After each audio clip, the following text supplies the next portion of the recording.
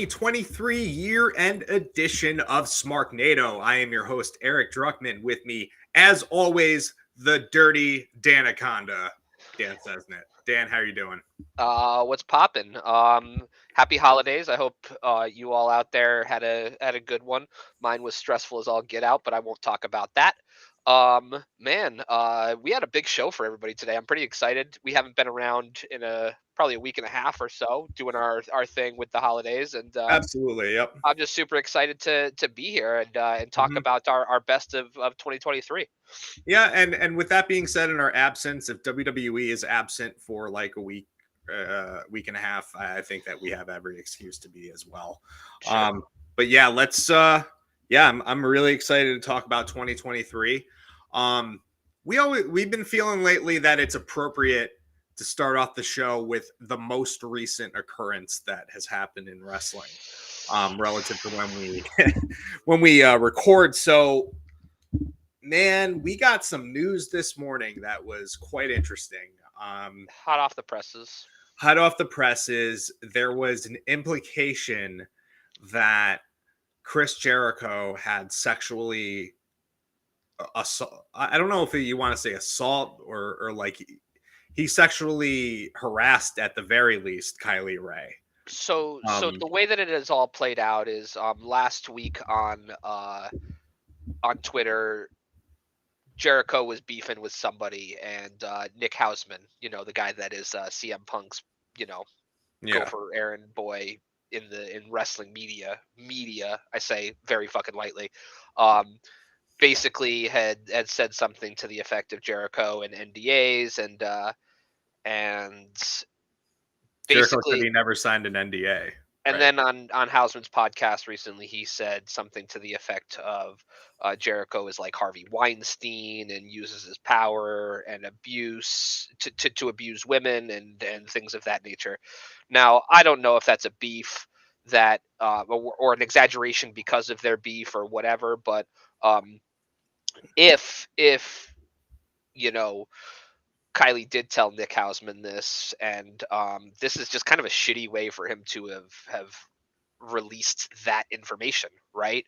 Mhm. It's not his place to say that. That's the victim's place if to tell their story. Not only Uh, that, but yeah, the timing of it in that, like you said, yeah, he just had talked about the NDA, so yeah, he's using it as leverage against him. And if this in fact shows that like Nick Hausman had known this information for a long time and just waited for an advantageous moment to release it, that's pretty shitty on his part. oh, dude, he's a shit stain too, man. Like I'm not saying he's worse than Jericho if this does turn out to be the case, but they're both trash bags, and this is just not really a good look for AEW in my opinion, man. Like, because if it's true, that means Tony Khan knew, right? Like, Yeah. and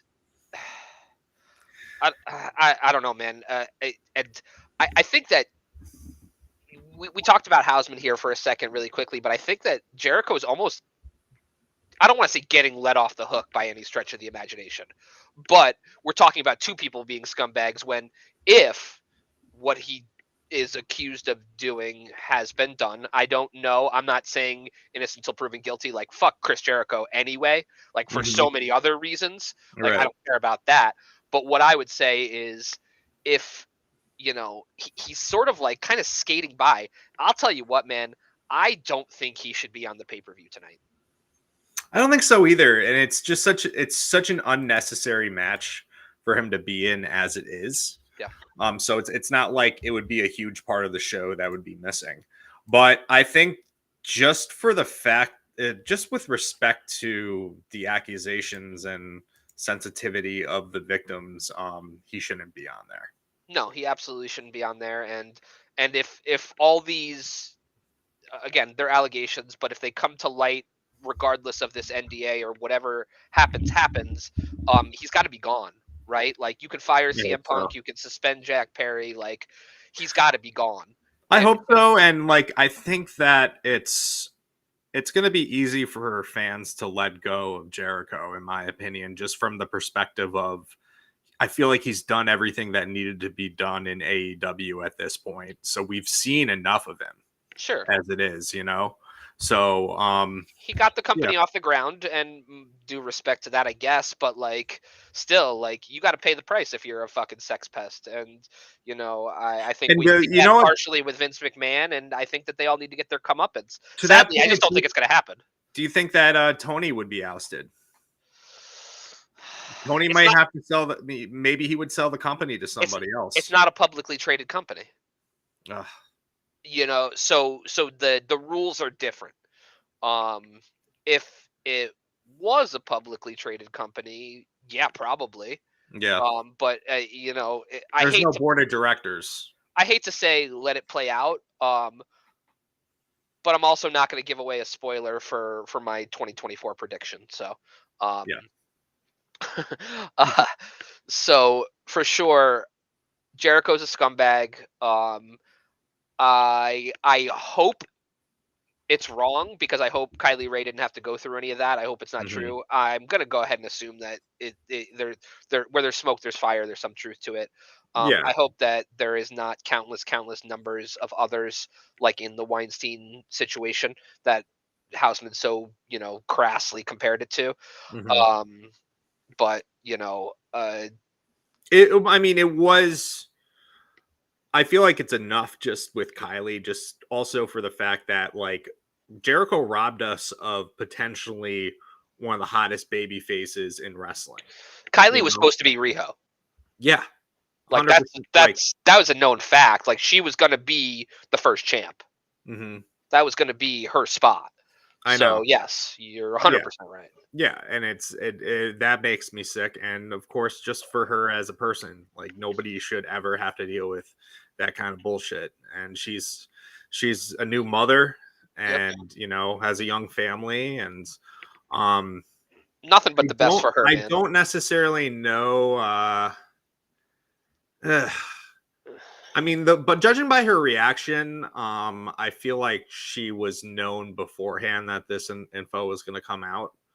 You know, don't I you think? just don't. I mean, maybe, but still, like, I still don't think it was on her terms. Like, if I was a betting man, I wouldn't say that it was on her terms that it was released. Mhm. I'm sure she didn't want it to be outed in a random podcast episode because two dorks had a spat on Twitter, right? Like, Yeah. there was probably a more gentle way to roll it out if it is in fact the case. Hmm. But fuck Jericho anyway. Like, seriously, all the way. Yeah. 100%. Like he's Jericho in the last. He. Let me just put it to you like this: um, either die a hero or you live long enough to watch yourself become the villain. He is Yep. just somebody that has just he's been around too long and he's exposed too much of himself to people that like if we were public people and people found out everything about us, like you and I, we don't really have any like skeletons in our Speak closet for or yourself. I'm very skeleton filled. anything. Okay. But But no, I like know what you're saying. I know what you're saying. yeah. So like I feel like his insatiable appetite for wanting more and more from the wrestling business has cost him. I mean, he's Jericho, bro. He's Yeah. Jericho. He's excess. I'm sorry. He's Flair. He's Hogan. He's the Yeah, and he was the one that was just on Flair's nuts when everybody else was like coming after Flair yeah. for saying his line on on Rampage. He was just like, "You're Ric Flair, man. Fuck all those guys. Yeah. Fuck all those critics." I Like mean, he's gonna let's stick be up for honest. his Like, sexual predator buddy. I was gonna say, is that if ever there Birds was of a feather. an indication that this is possible, then yeah, I think a backing of a known sex pest probably is definitely probably makes some sense there. So Yeah, yeah, 100%. Um, yeah, man. I hope this results in Jericho leaving because he has certainly overstayed his welcome. And this is a statement that I never thought I would say, man. sure, Like man. going back to, the Festival of Friendship, that was like Jericho was always my favorite, like at the end of the Attitude Era, going into the Ruthless Aggression and shit. Mm-hmm. And then he lost me for a little bit. And then once he did that Festival of Friendship thing, it took off. He went on to New Japan.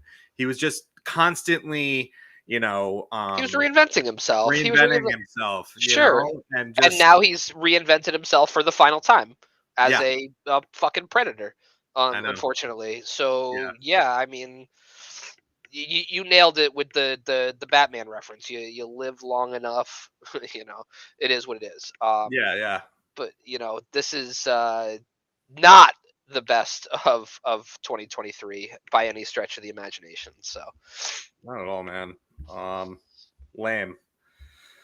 Uh, but let's move away from that. And unfortunately, we do also have to talk about a very sad event that happened. And I know he's not really well known to a lot of people that are probably listening or watching right now.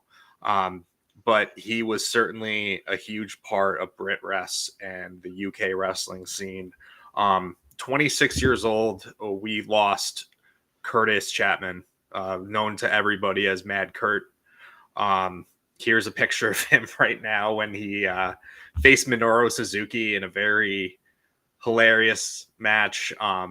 Just to give you guys some context, Mad Kurt, very skinny, very scrawny kid, but made a reputation of being a very effective comedy wrestler. He was definitely like an online troll that you like epically, despised, but at the epically. same time, at the same time, like you loved him. So him facing Minoru Suzuki, it was just a novelty in itself, and it's so fucking sad that we're not going to see the best of him, because I feel like Mad Kurt, in the same vein as like Orange Cassidy, could have Yeah. been really, really successful. Mhm. Who's to say that he couldn't end up putting on another like 20 to 30 pounds and really making it, Sure. Sure. Yeah. And I he mean, was still 26 very young. He was is 26 years old. 26 is too young for anybody to pass away. I don't know what the circumstances were. All I know is he made me laugh harder than most have, and I'm going to show you just a couple of examples here. And I know I've sent these over to you, and they've floated around Twitter. But some of the exchanges he's had with guys like EC3, you see here. And I'll leave it up for a second, but basically, EC3 is asking him to come on the Control Your Narrative show, and he trolls him and says his booking fee is Austin Aries has to get vaccinated. That's a beautiful thing. And here he is trolling Austin Aries on April Fool's Day and calling him a big dumb baby after pretending to apologize. So like to me, like Excellent. yeah, like it's very easy in life to when somebody passes to praise them, right? Like it is, but I don't think this dude brought anybody anything other than joy. So a massive, condolences to him and his family and everybody that loved him. Around the world, and he's wrestled some of your favorites. Like honestly, man. So just like look up some of his stuff, man. It will make you laugh. And obviously gone way, way, way too soon. Absolutely, man. It's it's horrible. I saw a picture of I think it was of Dan Maloney, Curtis Chapman, and Ryan Smile, just from like 3 or 4 years ago in Rev Pro, and it's just wild to me that 2 out of 3 of those very young people are no longer with us. Yeah, it's you know, it's I'm at a loss for words, man, because We don't really know what happened. They didn't really reveal what and happened, and, and we don't and they need have to. the right to privacy. And we don't Exactly. need to, and we Right. never need to. It doesn't matter. It doesn't matter. All we know is that somebody that everybody dies, man. Like, and I don't mean to Yeah. be dark about it, but somebody that Lance Archer reminds us all the time, bro. and somebody that we all made us laugh is no Yeah. longer with us, and that's an unfortunate part. And I know he'll live on in a lot of people's memories, because even if you don't constantly think about him, you will one day laugh when you're thinking about him trolling Austin Aries and calling him a big dumb baby just randomly, and that's okay, man. That's how your spirit lives on. Yeah. Yeah. I'm really gonna miss him, man. R.I.P. Mad Kurt. You know, just all For I sure. can say. And he's like you said it best. He only brought joy to people. Yeah, So let's just cherish all the memories that he made for all of us. for sure. Yeah, For sure. Whew. absolutely. All right. So, just to you know what, let's do the year end awards right now. Do Sure. you want to? Absolutely. Let's put Yeah, a yeah. let's put a bow on this year, kind of. um so you know we have a lot that we wanted to do. We wanted to leave some of the stuff out, the normal stuff, Booker of the Year and things of that nature, It's right? But that's a really hard promotion of the year, category. ob- Promotion of the year. obviously, Yeah. these are all very subjective categories. You're going to find, you know, a million different names in every one of them, but we wanted to keep them a little bit different, Hmm. kind of. So, Yeah. without further ado, I'm going to go down these lists here, and I'm going to let Eric give you his first, and I'm going to give you mine after. So, first thing we have here, we're going to go with the tag team of the year. Eric, what was your tag team of the year this year? Wow. So I'm gonna come in hot with this one. I went a little bit different with my tag team of the year. Okay. If you and I just want to kind of I want to preface this by saying that this was kind of an off year for tag teams. Yeah. If you look at AEW, there was a good period of time where it seemed like they were kind of getting back to their roots, with the FTR being the tag team champions. You look at WWE, and between the two teams that have held the tag team titles, not really actual teams. Like Hmm. you got Cody Rhodes and Jey Uso, and then you had the Judgment Day. Yep. You even look in NXT, and it was like Tony D'Angelo and his buddy. This was a really weak year for tag team wrestling, I feel like, you Hmm. know. Um, but of all the tag teams that I've seen perform this year, I am gonna give my tag team of the year award to the team that I feel like has been the most consistent with their performances and has managed to be their promotion's tag team champions for the entire year. And that's the Miracle Generation, Kylon King, and Dustin Flash Waller. And Okay. let me say this too. One of the best live tag team matches I've ever seen on an indie scale, maybe. Actually, I think it would actually go up against a lot of the major promotion tag team matches that I've seen live. Um, Miracle Generation versus Aaron Rourke and Becca from Yep. American Rana was just incredible. And all those guys can work their ass off. And yeah, long winded here, but Miracle Yeah. Generation, You my went the tag long team. way. You went the long way to say Miracle Generation. I respect it. As you said, man, it was a really down year for tag teams. So I'm going more half and half with this, the way I'm awarding mine, because it's the tag team that I think is tag team kind of the year, but also is going to break out come 2024. That's the Creed brothers. Okay, Um, I like it. Now, were they the tag team of the year? Probably not. Did they put on the best tag team matches? Probably not. But I think going forward, they're going to be one of the most remarkable tag teams. I think that they have everything that American Alpha had. And as long as they stay healthy, I think that we're going to be looking at a tag team for many, many years to come. That's going to be at the top of Yes. that division. So. And if you want any indication of how much the WWE backs the Creed brothers, they went ahead and had a commercial free first hour of Raw like a month and a half ago just Mhm. to show off their tag team abilities in a gauntlet match, just so everyone could see just the incredible things that the Creed brothers can do. And It I was a feel like a lot of people are on the bandwagon now.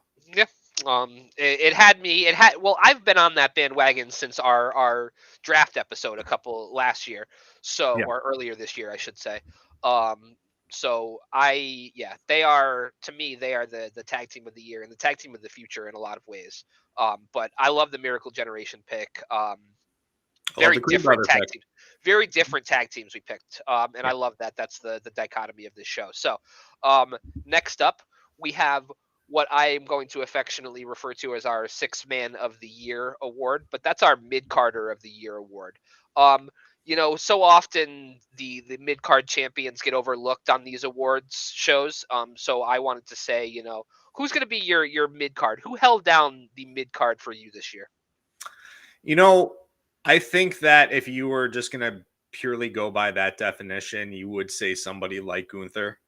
But the thought of me putting Gunther as mid Carter of the year would just kind of, I don't want to diminish that man because he is just a main eventer that happens to be holding a mid card title, you know, and Sure. he main events a lot of Raws. So just to me, he doesn't really define the role of a mid Carter. I think he's Okay. just somebody that he'll be a main eventer by next year if we talk 2024. Okay. But I went with Chad Gable because Okay. he's the guy that's constantly putting on amazing matches with everybody. He's always somebody that's extremely reliable. Mhm. You can put him in any spot, and I love watching Chad Gable wrestle. All right, interesting. I was gonna say Gunther too, and I changed my mind. Leading up to the show, Mhm. because yeah, you're right. He is very much a main eventer with a mid card title. Um, I'm going with Orange Cassidy. His run with the international title made it legendary. His feud with Mox was just great. He puts on a great performance, both comedically and physically, every single time he goes out there. And he made that mid card title arguably one of the most prestigious in all of wrestling. So to me, Orange Cassidy is the sixth man of the year. Love it. All right, Eric. So who was your breakout star of 2023? Yeah. Yeah. Okay. I have to, man. I just think that if you looked at the beginning of 2023, you know, LA Knight, I feel like they saw a little bit in him, actually, at least enough to be able to be in a match against Bray Wyatt on a big platform like the Royal Rumble, as stupid as the promotion was for Mountain Dew. But still, they kind of put some trust in him. And I just think that the unbelievable, like, the overwhelmingly amount that he has become over has just been like something that I didn't really predict. I feel like a lot of people didn't really see that coming. You know But what I he didn't see he has coming? You have gone very WWE heavy so far.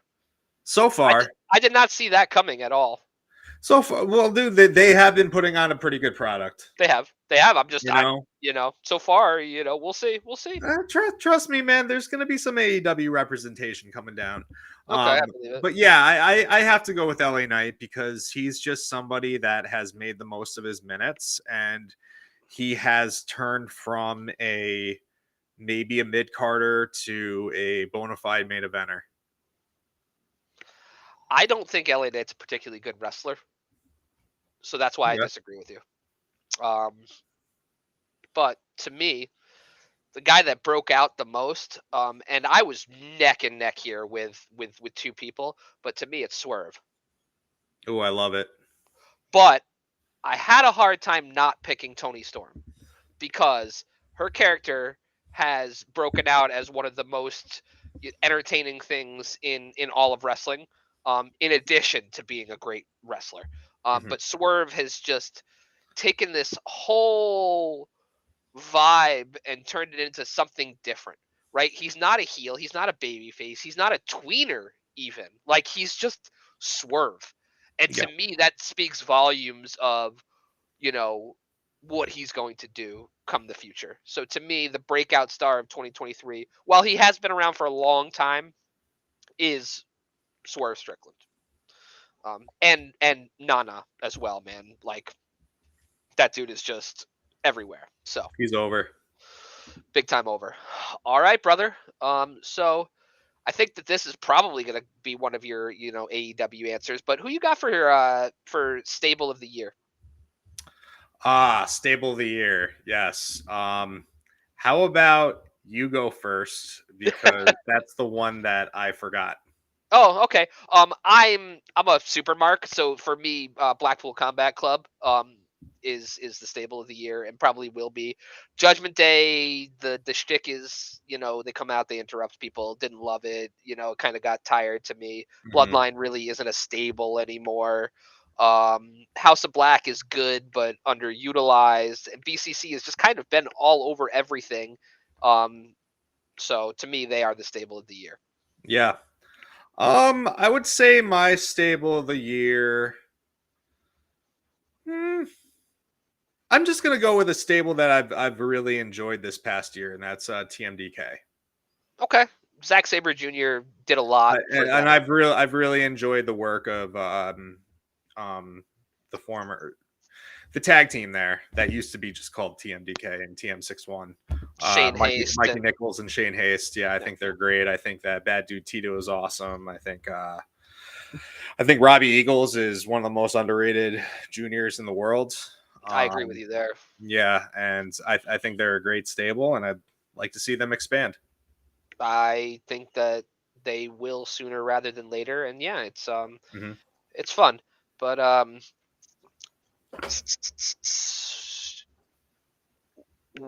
we make moments here. So what was your moment of the year? My moment of the year is not really something that happened on television, but it is a moment that is truly going to change the landscape of wrestling for good, and it's going to make sense. Um, Vince McMahon is gone for good. He's out permanently. He's no longer in any sort of creative role. I put this over something such as CM Punk coming back to WWE or any sort of wrestler return because Vince McMahon's involvement, it didn't really matter who was on the roster. It didn't matter because like he was gonna fuck it up regardless, and to get rid of somebody that was causing that much of a detriment to the product is fucking huge. And it's the one thing that had been giving me a headache about the WWE product for the The last better 20 something I was years. gonna say the better part of 20 years. Yeah, dude, But like and it's huge. It's huge. So like this that meant a lot to me that he is finally gone, no longer in a creative capacity, not allowed to have any sort of creative input. It is a great thing for wrestling going forward. And I certainly hope that the uptick in the WWE product will motivate AEW to become better and better. yeah, I mean, it should. Provided they don't get shut down after this whole fucking fiasco or fucking fold, which would be really goddamn sad. Um, yeah, that's an interesting way to put it. I would say that that's the biggest thing to happen in wrestling, but I'm gonna say my biggest moment is Eddie Kingston winning the Ring of Honor World Championship from his arch rival Claudio. I just when I was thinking about all this, I was like, what really made me feel something, right? Mhm. Like, what of all these moments that I saw on television while they were happening, what made me feel something the most? And that was Eddie winning the Ring of Honor title. Yeah, I, yeah, I that was couldn't a I huge couldn't moment. pass that up. So, all right.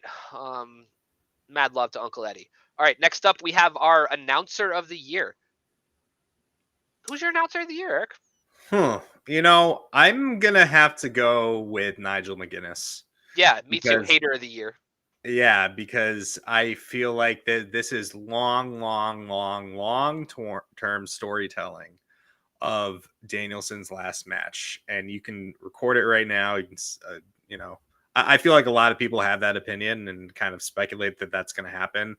But I think that Danielson's last match is going to be against Nigel McGuinness at Wembley. It's all going to come to a head. I think that the hating is just going to get more and more intense as it leads to that match. Do you think that that would have been the match at All In last year, provided Danielson was healthy?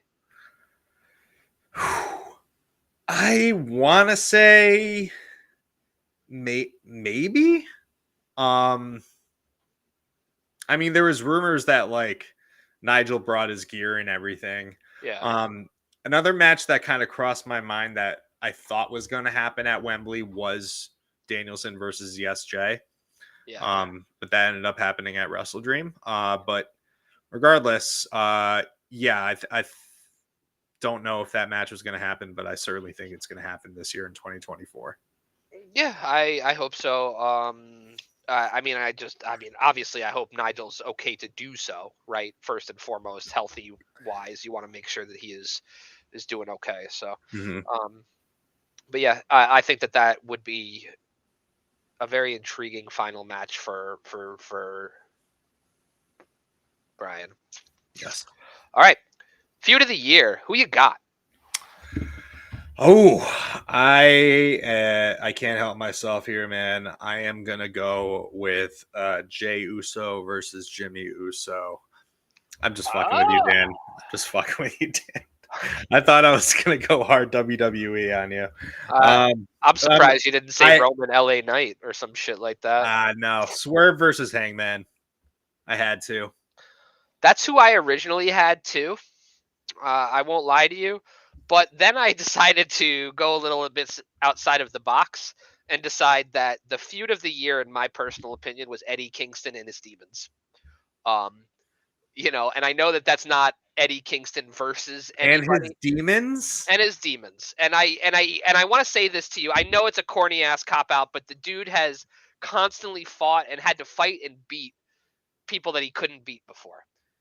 But if we're talking straight up factual storytelling feud, yeah, I mean, you don't get better than Hangman and Swerve. The man went into the other man's house and stood over his child, and the other man drank one man's blood.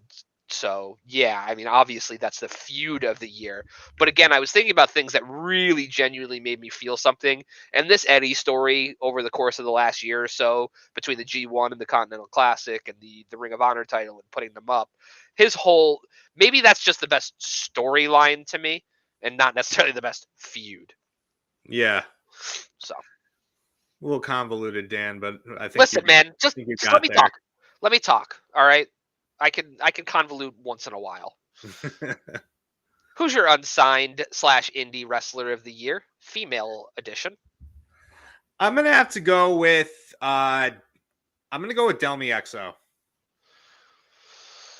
That is a great. I don't think she's signed by MLW. She was on MLW. That is a great pick. That is a great pick. Yeah, and I've seen Delmi wrestle basically monthly. The match that sticks out to me the most of hers this past year was her against Gary J. Yep. She just took an absolute beating and just kept getting up, and it was I don't know how it reminded me of like a Tommy Dreamer Sandman a little bit, okay. But yeah. I had a hard time with this one, man, because I had initially picked Janae Kai, and she's signed to MLW. Is she signed? Yeah. So my pick is Miyu Yamashita. I love that. For all she's been doing. That head kick is rocking. The indie scene that she's been running through has been top notch, and some of the stuff she's done out on the West Coast has been really, really brutal.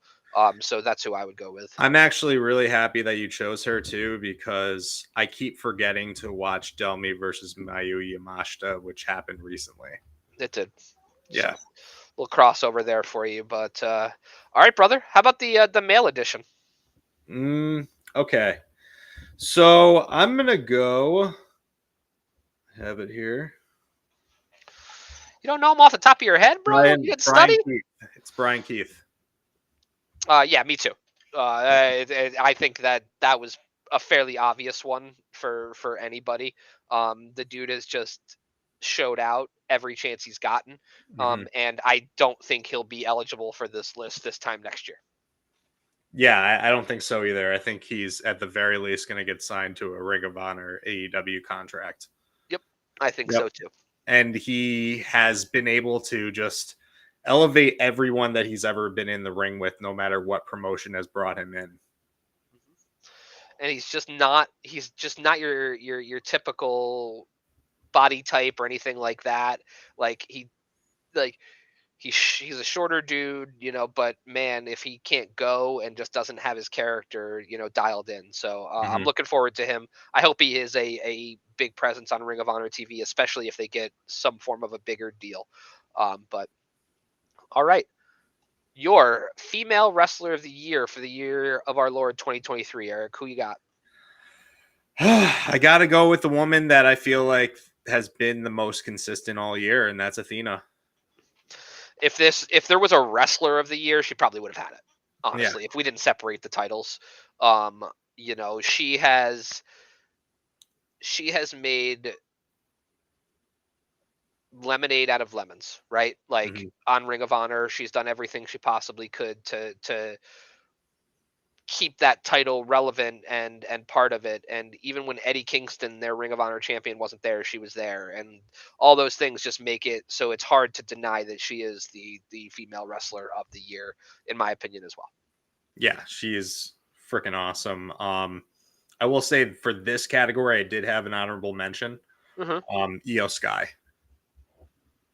Fair. She had a great year, man. She did. Um, despite everybody thinking that she shouldn't have been the one to do so. All right, Mhm. how about male? All right, I'm gonna say my honorable mentions first. Orange Cassidy is one of my honorable mentions. I Okay. think he had just probably the best champion in AEW this past year. And Gunther, the best champion in WWE this past year. Fair. Um, my wrestler of the year is Bryan Danielson. Same. And I I had hate that, man. I thought we were going to be different on at least one of them. I thought you were gonna go Orange Cassidy, dude. I thought you I were well, gonna go that's Orange what I used Cassidy as my your mid wrestler Carter of the for, year. man. Like, Yeah. it made more sense to me. But Danielson, like, if you look at the matches that dude has put out this year, in addition to the fact that he's about to wrestle Okada on the 4th again, Mhm. if you want to lump that in with his 365 days worth of time, like, man, like that dude is just his match catalog for the year 2023 is unlike you've seen Yes, ever. man. So He wrestled with a broken fucking forearm. You know yeah, that's really what did it for me is like he wrestled Okada and beat Okada, finished the match with a broken forearm. He put on one of the most unique and coolest matches I've ever seen against Zack Sabre Jr. Um, he and wrestled for an hour against he MJF. wrestled for an hour against MJF. He has had match after match after match on Dynamite, Collision, throughout this Continental Classic tournament with people. And he's in Continental Classic. He's done this with a fucking broken orbital bone. Yeah, You it's. know, like he is just. I can't say anyone but Danielson. I kind of think everybody else was playing for second, just the way that he was going full bore all year. Like, Yeah. it's hard to say anything other than that, man. But Mhm. I mean, Osprey had a great year. Like, I won't deny that. There's lots of wrestlers that had really great years, but man, I Danielson think is it just really helps that we see Danielson on TV every week yes. versus an Osprey. Yes, it does You very know. much so. And Mhm. we might be talking about Osprey this time next year Yeah, because he'll be on exactly. TV for almost a full year at that point. So, Mhm. at least 9 months because he's supposed to be there for Revolution, come March. So, we shall Sick. see. That's gonna be a fun show that we will be at. Maybe we do a live show that weekend. Um, but Maybe we do. Maybe we get Sting before the show. And I know he's gonna be doing the media rounds, so I'm maybe looking. you should I'm stop trying by to our get my. podcast. I'm trying to get my media passes now. We'll see what we can do. But yeah, man. All in all, pretty good year for male wrestlers. But um, who put on the best match of the year? This was a really tough one for me because I was tempted to say Swerve and Hangman, and I think that in so many ways it was the best match of the year, but fuck, man, I'm gonna go with Okada and Danielson just because it's unlike anything. Like, yes, Hangman and Swerve is unlike anything I ever saw, but like the fact that somebody actually broke their fucking forearm and finished the match, and you wouldn't even think that happened either, just because of the level of performer that he is. I have to Impressive, give it to him. impressive feat, but the match itself didn't stand up to even some of his own this year. Okay. Swerve and Well, Hangman got mainstream media coverage. yeah. The, It was and great. I, and it was just absolutely breathtaking, incredible. It Hmm. was the first, match that I rated with our new, rating system, and I Yeah. rated it insanely. It's another one of those matches that just made you feel something. And while I loved Okada versus Danielson, I still think it wasn't even his best in-ring match of the year. As Yeah. impressive as it is doing that with his broken forearm, there's just so many memorable things about Swerve and Hangman that you'll talk about Hmm. 20 years from now. That's true. Will you True. remember that Danielson wrestled with a broken arm? Maybe, maybe, probably, but I think it'll be more of a footnote. I think that this one just turned Hangman and Swerve. I don't want to say into household names, but put eyes on them that might not have ever been on them before. Agreed. Agreed. Yeah. And it showed us that chicks dig blood. It's crazy, man. And Like then the female reaction to that was stronger than the male reaction to it that's in the something. positive sense. It was That's crazy. something. So I think it also needs to be said that Osprey versus Omega was fucking crazy.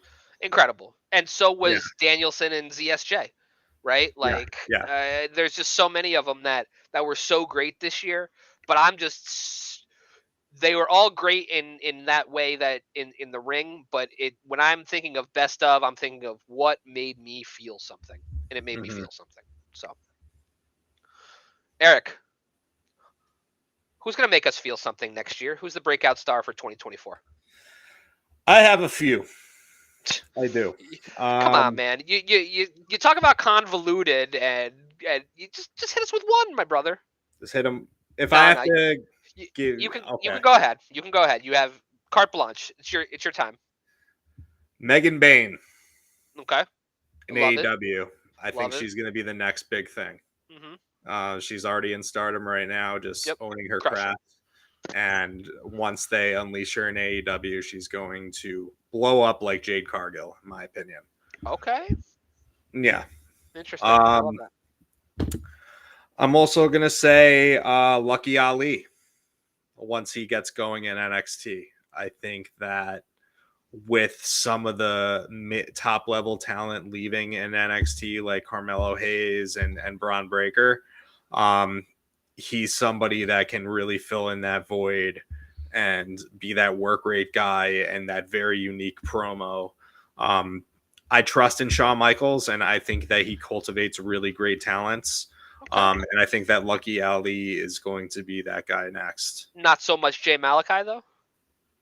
I no disrespect to Jay Malachi, but I just think that Lucky has him beat in terms of character. Okay. You That's know fair. I'm just that's yeah.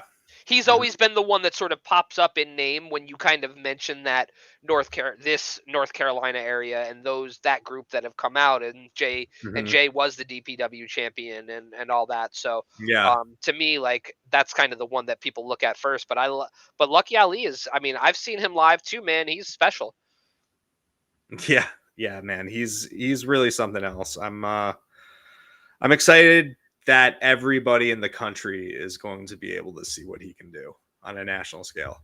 And then lastly, more on an indie scale, who I think is going to break out and break out nationally because I think he is so impressive. Another North Carolina guy, BK Westbrook. Okay. Have you ever seen him wrestle? No. Maybe he was in one of the scrambles or something that I was at for GCW, but I don't recall him. I don't know much about him. I know the name. That's all I Mhm. can really say to that effect. But yeah. No, those are all good picks. I went a little bit more name recognition when I went Yeah. with my breakout star. Um, and while we already named him in one, he's not technically my breakout star. But Brian Keith, I think, is going to continue that sort of ascension Mhm. upwards.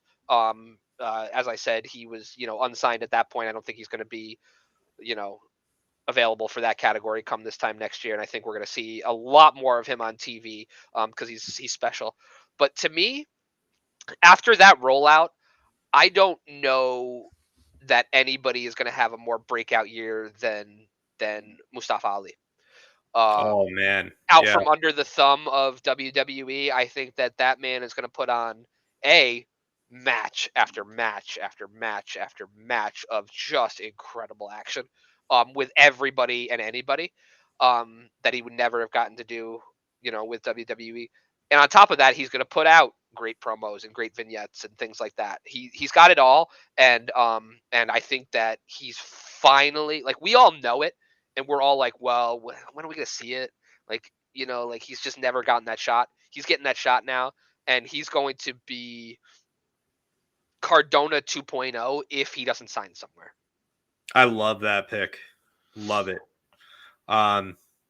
Yeah, yeah. Didn't even really consider him just because like he's already somebody in my eyes is a star. He is a You star. know. He is, and it was a hard thing for me to pick him. Right, I wanted to go Mhm. with somebody a little bit younger and all that, but I said to myself, man, like, just after, like I said, it was like 1.7 million views or some shit of that video that he did in the first like 12 hours, Mhm. right? Like, he's got name recognition already, and he's going to be allowed to be himself with Yes. that name, which is already built in. So, man, like, the sky's the limit for that dude. He's going to do better than he ever did, both financially and creatively, Mhm. outside of WWE, and I can't wait to see what's in Can I store for also him. say in the same vein of Ali, um, grizzled young veterans are already starting to like break out Yeah, as a team that was released that's like really building themselves back up. yeah. They've been putting out really great work. They're going to be this weekend. They're going to face Miracle Generation actually. Their first show So back was DPW, if I'm not mistaken, DPW, down yep, here. And I'm against the Workhorsemen. yeah. So, yeah, I mean, GYV is great. I still want to see where a lot of these releases that are finally out from under their non competes land. The Mhm. likes of Shelton and Nick Nemeth and all that. But it's good. 2024 is going to be a really interesting interesting year for wrestling. You know, Um, it's you know what I heard about Shelton? Actually, someone made a suggestion on Twitter, and I really fucking dug the idea. Put Shelton in GCW in the Too Cold Scorpio role, and just have him fucking face everybody. that's fair. You I think know. Shelton's still got a lot left to give, more so than Scorpio does. Hmm. But I like that.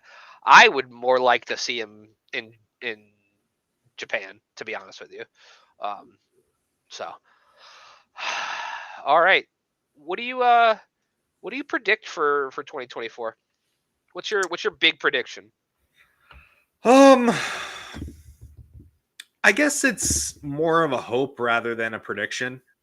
Um, I want AEW to just kind of return to its roots in terms of, bringing tag team wrestling back, in terms of, putting more thought and focus into the women's division. Um, I predict that overall WWE's product is just going to get better and better with Triple H there, with no Vince being there.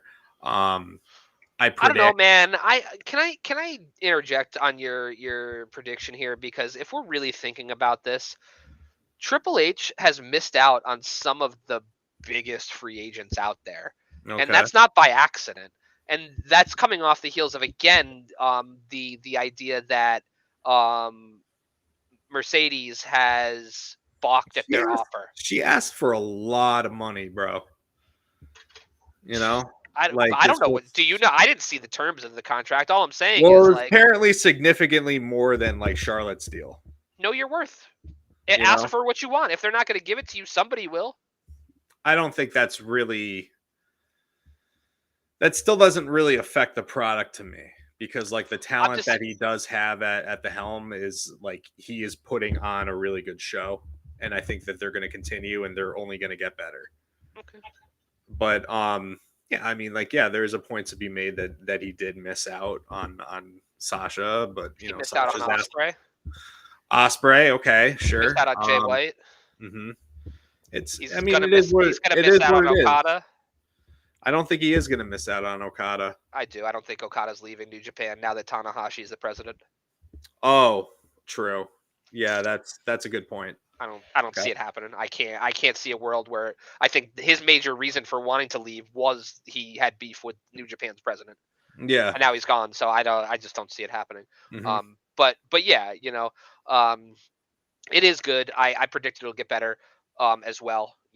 I don't think it's gonna, we've seen the lowest of lows, and I can't think it's ever gonna reach that again for them. So, and And that's another prediction I just want to say too is I think somewhere over the course of the year, Swerve is going to be the AEW champion.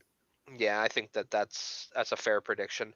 Mm-hmm. I'm gonna say to you that my one major prediction for the year 2024, I think Tony Khan gives up control, not fully, but I think he Hope gives so. up partial control, Hope so. and decision making, and I believe that this Jericho incident, if it's not, it has to be the catalyst for change in the company. I hope so.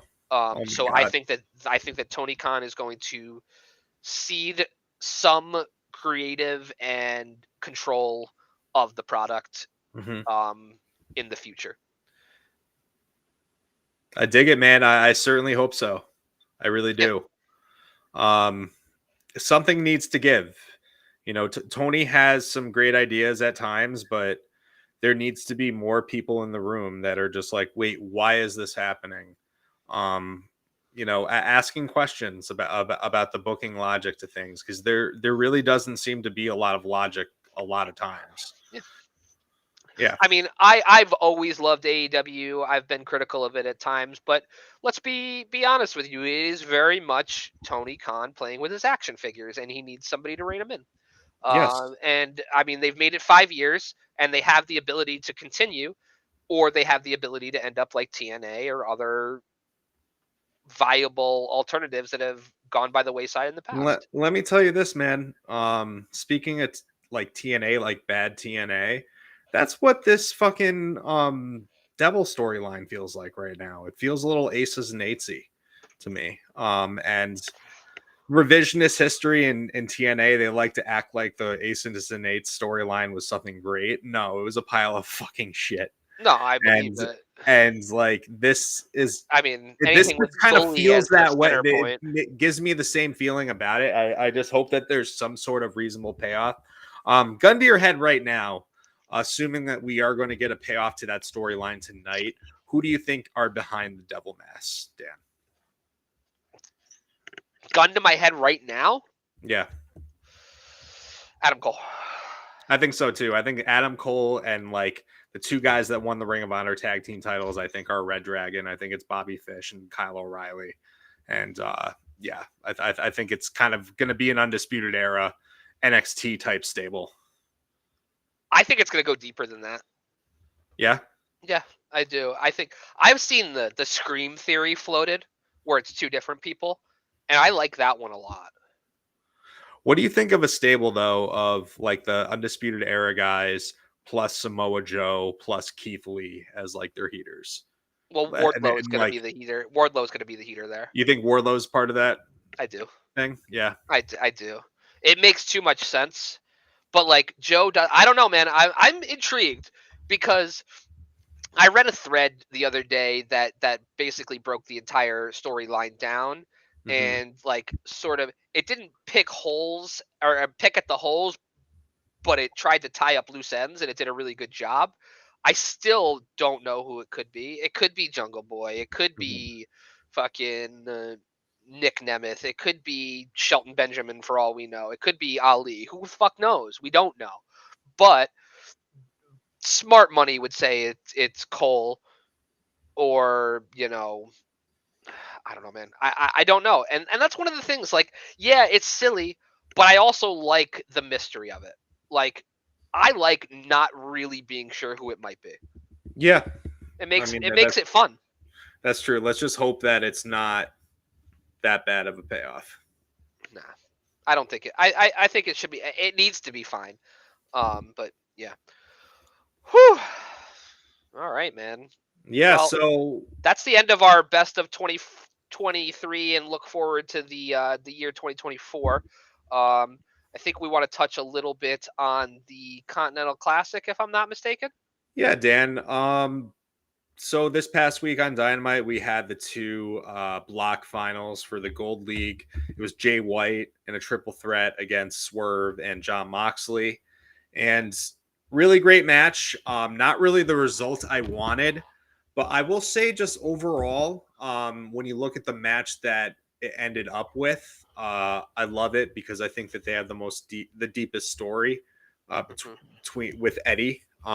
Yeah, I also thought of a scenario like if Eddie was to have faced Swerve, they could have recalled the fact that Eddie and Swerve used to have a stable together and Evolve called the Unwanted. that's But that too much of a stretch, may man. well, Come on. I mean, at the very least, that they referred to the Evolve feud when Darby was feuding with Ethan Page back in the day. So I mean, they could go back to that. I just And think then you could that's a bit of a stretch on that maybe. one. I think I'm even just me. trying to. All I'm trying to do is just making a point that you could tell a story with all three of the results. No, you're trying to Um, give us a reason why Swerve should have won because you wanted Swerve to I, win. did, I did. I did want Swerve to win, but I'm happy that Moxley won because I Yeah, think he has a deeper story with Kingston. me too. I think it Yeah, was the right call. yeah, 100% the absolutely. right call. So, And Swerve triple. didn't look bad in the loss. No, he didn't take the pin. Triple threat match was very good, very well worked. I'd be lying if I said that I wasn't as invested in this match, or I definitely wasn't as invested in this match as I was Eddie versus Danielson. And it was a Um, triple threat being the issue, right? Like, yeah. was your because to me these kind of matches shouldn't have no DQ steps. You know what Hmm. I mean? Like, I understand like how it played out and the points and tiebreakers, but you should have had a a backup plan for this, right? Another tiebreaker, a secondary, a coin flip, like whatever it would have been. It should have been a one-on-one match. Yeah. It just really should have been, unfortunately. And that's what sort of took me out of it because you can cheat in this match and win. Yeah. And while we did see some cheating in the tournament for wins, like it wasn't prevalent, and it shouldn't have been so in the final. Hmm. So I don't know, man. Well, that's to be said that I thought that Eddie versus Danielson was certainly, you can make a case as TV match of the year, right? Don't you think? Like just Yes. the story that was told in it. Yep. Danielson basically doubting Eddie, calling him a bum. The fans that were chanting, "Let's go, Eddie! He's no bum." Hmm. That was great. Just it, and then it just led up to the fact to Eddie just digging deep and being able to vanquish a bully in Danielson here and moving on. And it's a great story. The promo between Kingston and Moxley at the end of Kingston versus Danielson, I thought was just fantastic. Some take my money shit. Absolutely. The Yeah, I mean everything about it. Eddie is just a special dude, man. He just makes you feel something when it comes to professional wrestling, and Mm-hmm. the love for it just exudes from him. And this is going to be a special match Yes, come tonight, come later on, come a couple hours from now. So, absolutely, man. Really excited about it, and I hope that I hope Eddie comes out on top. yeah, I me too, me too. And I think that well, we'll see. We'll talk about. I mean, we can just dig right into our World's End preview now, if you so desire. So, Eric, who you got? Let's just go with the pre-show rapid fire. We'll go real quick, okay? Um, yeah. So we have a 20-man battle royal for a future AEW TNT Championship match. I have a prediction on this one. I don't even know who's in this match. I don't even know who's in this match either. It says participants to be announced. As I they think arrive. the winner is Dolph Ziggler. You think so? Maybe. I don't know. I think it's He going to would be Nick debut on a Nemeth. pre-show. No, I did. Yeah, why? I would think it would be a bigger winner if this was on the main show. Yeah. Right.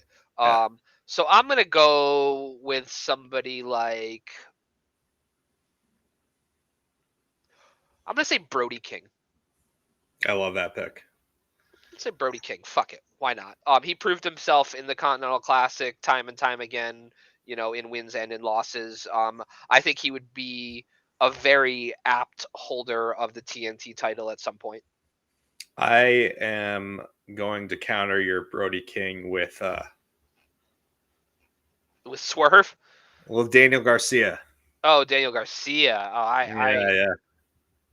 No. You gotta go all the way up. Okay. I'm holding the arms. I'm not moving the arms. Okay. Sorry, we just had to clarify. It's okay. I got you. I love that. Yeah. No, Daniel Garcia would be a great. And I think they're kind of in a feud right now with each other after what happened at their last Continental Classic match. Are they They might not even be in it though, because I think that they're in a match on the main card. Garcia? Yeah, I think he's in the 8-man tag. Oh yeah, he is. And I think Brody is too. Okay. Well, we're idiots. Moving on. Wait, why is this 8-man tag happening? I think it's just a sort of in the same vein as when they do the 8-man tags in the on the G1 shows. It's all the G1 competitors. Except for Andrade and Swerve, I think. Got it. Okay. Got it. So it makes I think it's Blue League versus Gold League or some shit like that. Mm-hmm. All right, so none of our picks matter. None of our picks matter. Moving on. Somebody's gonna win. I predict a winner. Then we have Hook versus Wheeler Yuta for the FTW Championship. I'm gonna go with Wheeler Yuta here, upset. Hook's gonna win. Yeah. Yuta's coming off of beating Shibata, and I don't see Hook in that. He's also coming off beating down Danhausen. So Danhausen is most definitely getting involved. Okay. All right, and then the last match on the pre-show is going to be Chris Statlander versus Willow for some reason, and I guess that Stokely Hathaway is in some storyline where he's trying to drive a wedge between them. Yeah, and they're having a friendly match. I think it's good. I think this storyline is just going to end with Willow and Chris both beating up Stokely. Probably, but I think that no decision at the end. No contest. Yeah, is my pick. All right. Main card here. Eddie Kingston versus Jon Moxley, finals of the AEW Continental Classic. Eddie. The winner gets the Triple Crown Championship. Eddie. I'm going to go Eddie here. Eddie. Too. I'm going to go 3 Eddie times for Triple Crown. But I will say that if they do end up going Moxley, it would be dumb. It would be great if they continued the story with Eddie and Moxley just tells Eddie, I took everything away from you that matters, and just tries to crush Eddie's spirit because he knows Eddie's vulnerable. And then Eddie just fights back against Moxley. I think that there's good storytelling to be had if Moxley wins, but I do want Eddie to win. More. I think Eddie. I want Eddie to win. I think Eddie's gonna win. Mox is going to Wrestle Kingdom to wrestle for the new I think it's called the Global Championship or something to that effect. Right. Yeah. Against Finley and who else? I can't remember. And Ospreay, right? Ospreay. Triple threat for the Global Championship. So I don't know. All right. I think Finley ultimately wins. So next we have for the TBS Championship, Julia Hart defends against Abaddon.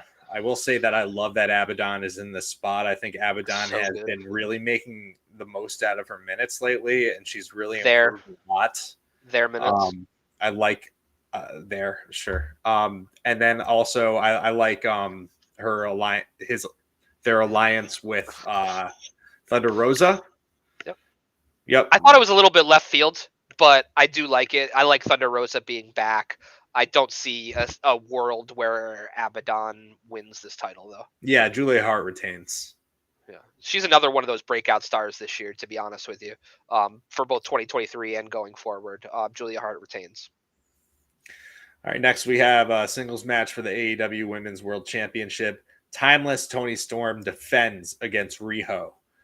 I am definitely going to say Toni Storm here. I also have another prediction for this match. I think we get a return after this match. Jamie Hayter. You think so? Yes. I think she should be ready by now, right? I'll do you one better and say fuck it. Mercedes Moné shows up. I don't care. Oh wow. Okay. They said the talks with WWE broke down, that she was alleged apparently in, and that WWE believes she's going to be somewhere else imminently. Mm-hmm. Where else could she be imminently? New Japan. I mean, maybe Wrestle Kingdom is coming up, and they're doing a new Stardom show too. It could be possible. I don't know if Hayter's ready. Hopefully, she is. I think, I don't know, man. He needs to fix his women's division, and I think that you sign Mercedes, that takes a lot of eyeballs off the Jericho situation. It does. It does. I hate to say that. I hate to say it that way, but I think that that's the way a billionaire might think. Speaking of the Jericho situation, though, he's in the next match. Well, it's supposed to be Chris Jericho and Sammy, Sting, Darby Allin against Ricky Starks, Big Bill, and the Don Callis family, Takeshita and Hobbs. I just don't care, honestly. Sting and Darby's team, because Sting. Yeah, Sting and Darby. But I don't think Jericho's going to wrestle. Yeah. All right, next we have singles match, Swerve versus Keith Lee. Listen, this should have happened a year and like a few months ago at this point. It's way too late for this. You know, they're trying to salvage like a storyline that has been put away for so long just once again here. I want Swerve to win. I think Swerve will win. Yeah, there's really nothing going on with Keith Lee. It's just, it feels very, very shoehorned. A little bit, but you know, there's not. It's a holding pattern for Swerve more than anything. I think something for him to do rather than not be on the show at all. Yeah, I just don't see a reason, you know, why he would lose at all. Poor Keith Lee, but. Next we have no DQ match for the AEW TNT Championship. Christian Cage defends against Adam Copeland. I think we get a title change here.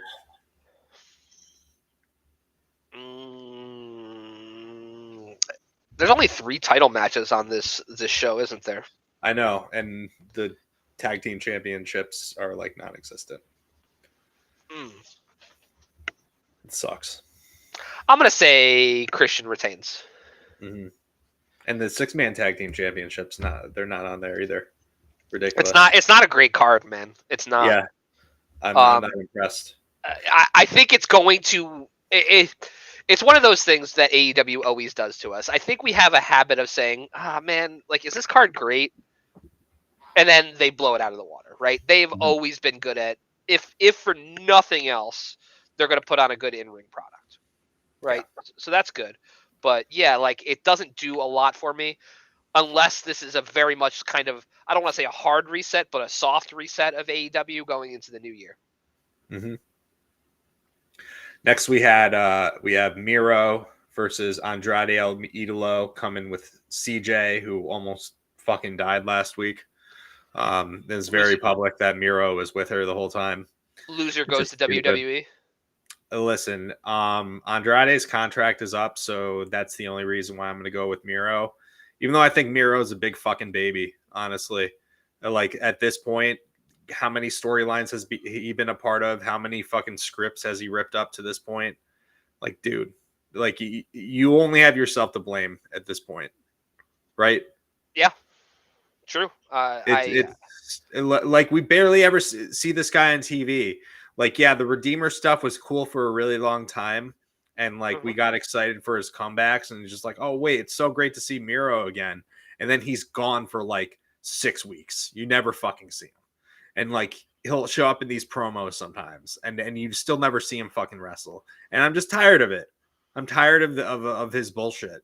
Like I don't know where he needs to go to next, but he needs to stop being such a bitch.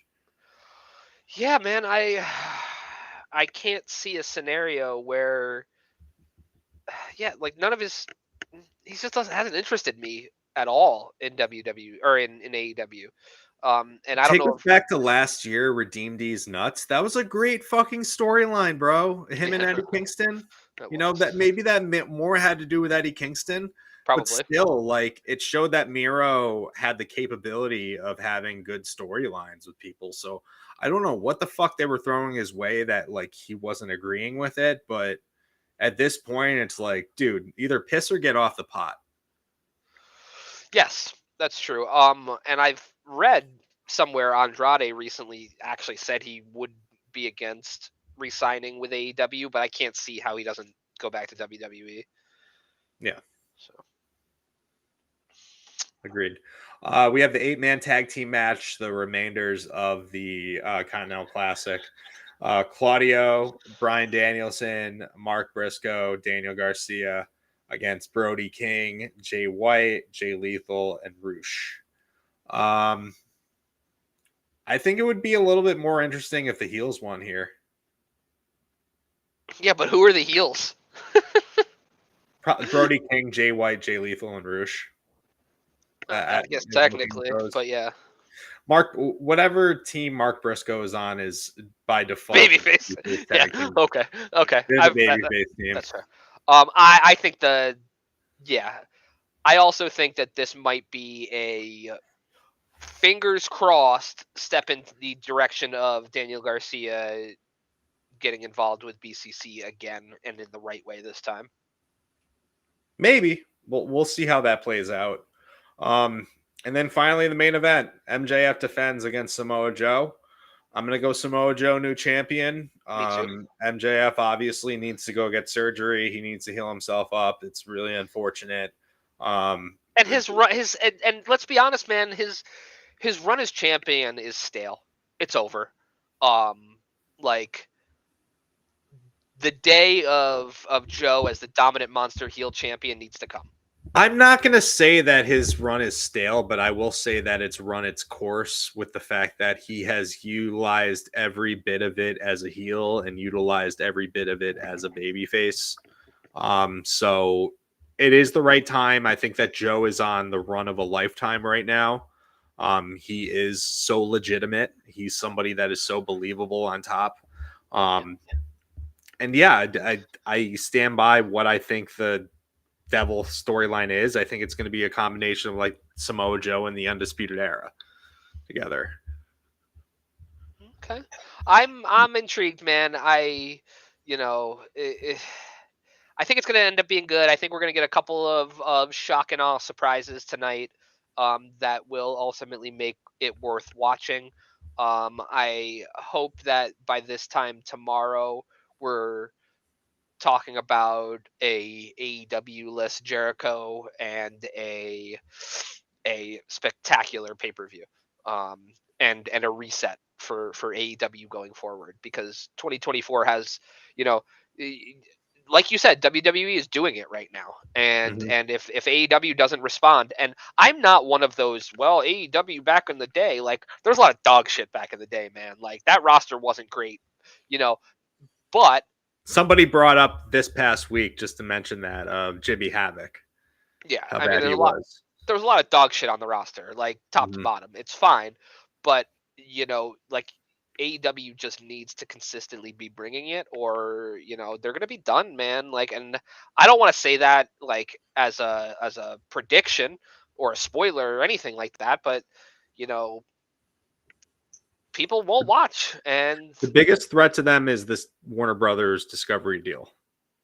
You know, like if they don't get that renewed, they're gonna be in a lot of trouble. I don't see how they don't though, right? Because like I know that their ratings aren't what WWE does, and I don't like to get into the ratings discourse because at the end of the day, it doesn't matter to fans. It Mhm. shouldn't matter to fans. It does to some because they're tribalist idiots. But you know, AEW is still consistently at the top of ratings numbers on Wednesday nights. On Saturday nights, they're still in the top of all the shows that are on TV, and that's still a lot of shows, man. Like, Yeah, so I don't think that there's a fear that they're not going to get renewed. I don't think anything that's the case. I I think think that, the fear though, Dan, and I'm sorry I interrupted. no, go ahead. Is that SmackDown may actually go to TNT. I don't think so. Hmm. I don't think so. I don't know, man. And maybe everything gets jumbled all the fuck up, but I think that we're gonna see some status quo when it comes to it. Maybe SmackDown leaves Fox, but I don't think that they're gonna go to TNT because TNT still has to pay for basketball rights. True. So, and they're not gonna want what WWE wants for SmackDown unless they want to lose basketball. And I'm sorry, but they're not giving up basketball for WWE. They're just not No, going to. And absolutely not. it'd be stupid. It'd be 100. it'd be a I terrible totally agree. business decision. So, Yeah, yeah. yeah. All right, Dan. Well, it's been a hell of a year. Yeah, I'm very thankful for this year that we've had. I feel like we have grown a lot as a podcast. We have gotten to this new live format here that has gone off so well so far.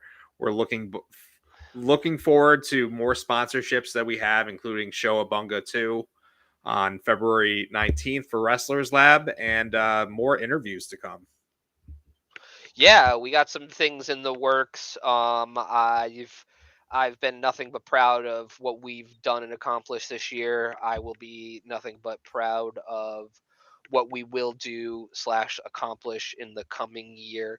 And honestly, man, I couldn't be doing it with a better partner and wrestling fan. And thank you. Likewise, my friend, very much so. Can't really beat what you just said. Um, but I appreciate you, and I appreciate all the listeners of this podcast. And fucking a, man. I love wrestling, and I thank love God wrestling. for it. Happy 2024. And Happy New Year, cheese bags. Keep watching wrestling.